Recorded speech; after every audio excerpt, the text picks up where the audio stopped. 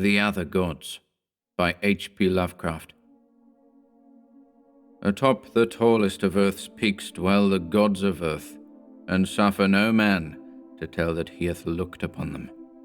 Lesser peaks they once inhabited, but ever the men from the plains would scale the slopes of rock and snow, driving the gods to higher and higher mountains, till now only the last remains.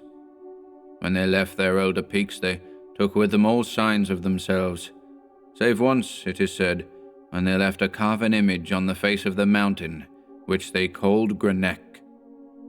But now they have betaken themselves to unknown Kadath in the cold waste, where no man treads, and are grown stern, having no higher peak whereto to flee at the coming of men. They are grown stern, and where once they suffered men to displace them, they now forbid men to come, or coming, to depart. It is well for men that they know not of Kadath in the cold waste, else they would seek injudiciously to scale it. Sometimes when earth's gods are homesick, they visit in the still night the peaks where once they dwelt, and weep softly as they try to play in the olden way on remembered slopes.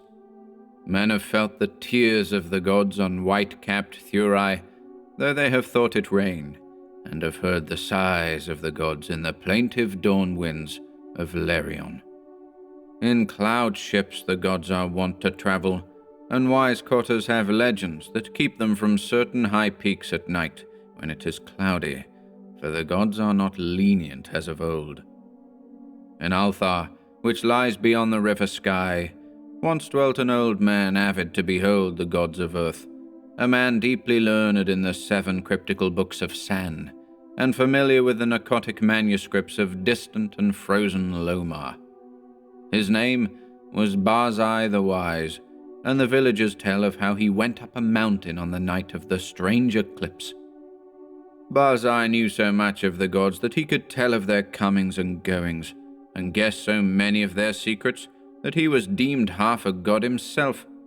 It was he who wisely advised the burgesses of Althar when they passed their remarkable law against the slaying of cats, and who first told the young priest Atul where it is that black cats go at midnight on St. John's Eve.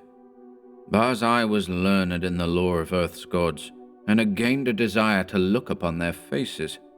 He believed that his great secret knowledge of gods could shield him from their wrath, so resolved to go up to the summit of high and rocky Hatheg Klar on a night when he knew the gods would be there. Hatheg Klar is far in the stony desert beyond Hatheg, for which it is named, and rises like a rock statue in a silent temple. Around its peak the mists play always mournfully, for mists are the memories of the gods, and the gods loved Hatheg Klar when they dwelt upon it in the old days. Often the gods of earth visit Hatheg Klar in their ships of cloud, casting pale vapors over the slopes as they dance reminiscently on the summit, under a clear moon. The villagers of Hatheg say it is ill to climb Hatheg Klar at any time, and deadly to climb it by night when pale vapors hide the summit and the moon. But Barzai heeded them not when he came from neighboring Althar with the young priest Atul, who was his disciple. Atul was only the son of an innkeeper, and was sometimes afraid, but Barzai's father had been a landgrave who dwelt in an ancient castle, so he had no common superstition in his blood, and only laughed at the fearful cotters. Barzai and Atul went out of Hatheg into the stony desert despite the prayers of peasants, and talked of earth's gods by their campfires at night. Many days they travelled, and from afar saw lofty Hatheg Klar, with his aureole of mournful mist. On the 13th day they reached the mountain's lonely base, and Atul spoke of his fears. But Barzai was old and learned, and had no fears, so led the way boldly up the slope that no man had scaled since the time of Sansu, who is written of with fright in the mouldy narcotic manuscripts. The way was rocky, and made perilous by chasms, cliffs, and falling stones.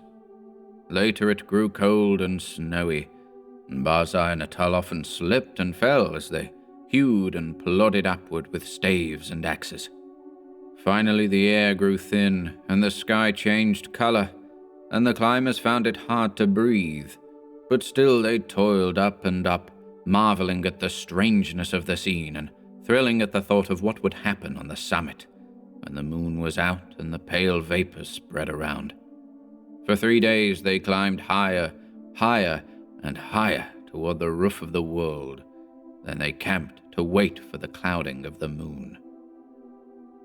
For 4 nights no clouds came, and the moon shone down cold through the thin, mournful mists around the silent pinnacle.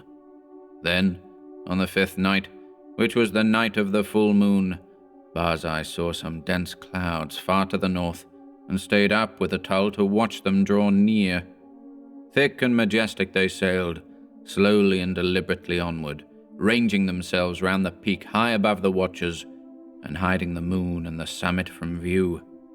For a long hour the watchers gazed, whilst the vapors swirled and the screen of clouds grew thicker and more restless. Barzai was wise in the lore of Earth's gods, and listened hard for certain sounds, but Atul felt the chill of the vapors and the awe of the night, and feared much.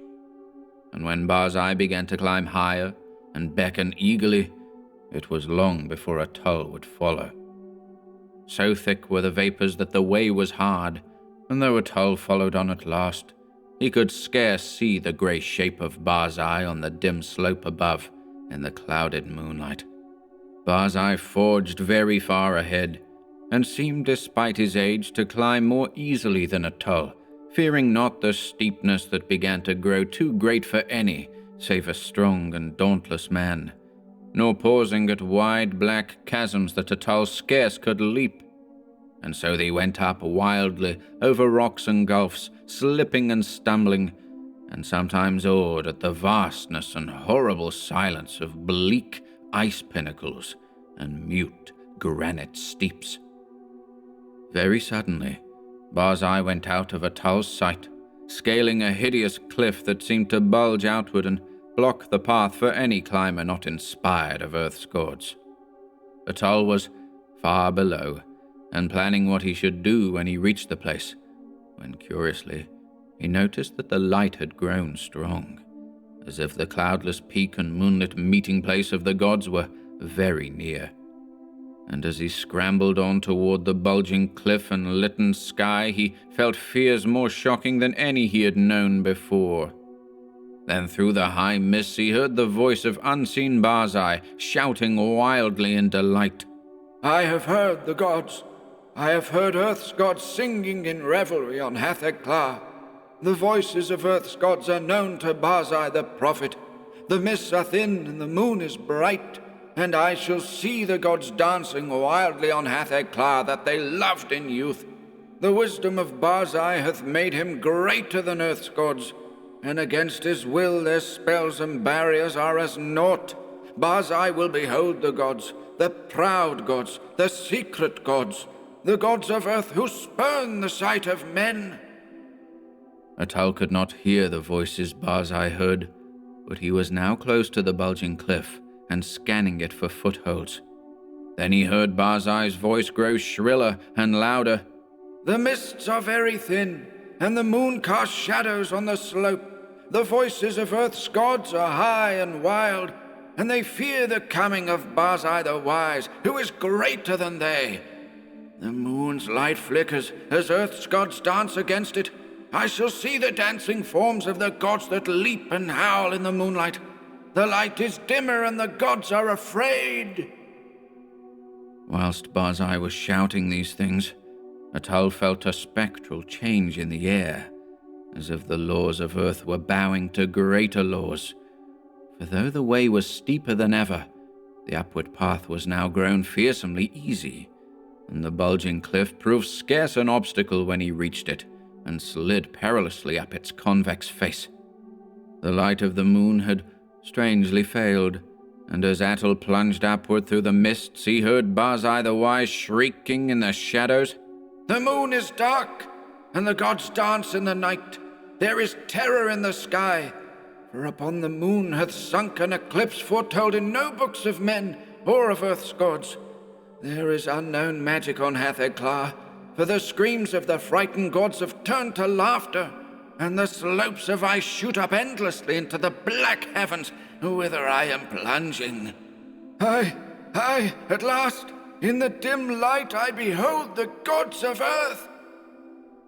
And now Atal, slipping dizzily up over inconceivable steeps, heard in the dark her loathsome laughing, mixed with such a cry as no man else ever heard, save in the phlegethorn of unrelatable nightmares, a cry wherein reverberated the horror and anguish of a haunted lifetime packed into one atrocious moment. The other gods! The other gods! The gods of the outer hells that guard the feeble gods of earth! Look away! Go back! Do not see! Do not see! The vengeance of the infinite abysses! That cursed, that damnable pit! Merciful gods of earth! I am falling into the sky! And as Atal shut his eyes and stopped his ears and tried to jump downward against the frightful pull from unknown heights, there resounded on Hatheg-Klar that terrible peal of thunder which awaked the good cotters of the plains and the honest burgesses of Hatheg and Nir and Althar, and caused them to behold through the clouds that strange eclipse of the moon that no book ever predicted. And when the moon came out at last, Atal was safe on the lower snows of the mountain, without sight of Earth's gods, or of the other gods. Now it is told in the mouldy Narcotic manuscripts that Sansu found naught but wordless ice and rock when he climbed Hatheg-Klar in the youth of the world. Yet when the men of Althar and Nir and Hatheg crushed their fears and scaled that haunted steep by day in search of Barzai the Wise, they found graven in the naked stone of the summit a curious encyclopean symbol 50 cubits wide, as if the rock had been riven by some titanic chisel. And the symbol was like to one that learned men have discerned in those frightful parts of the Narcotic manuscripts which are too ancient to be read. This they found. Barzai the Wise they never found, nor could the holy priest Atal ever be persuaded to pray for his soul's repose. Moreover, to this day the people of Althar and Nir and Hatheg fear eclipses, and pray by night when pale vapors hide the mountain top and the moon. And above the mists on Hatheg-Klar, Earth's gods sometimes dance reminiscently, for they know they are safe, and love to come from unknown Kadath in ships of cloud and play in the olden way, as they did when Earth was new, and men not given to the climbing of inaccessible places.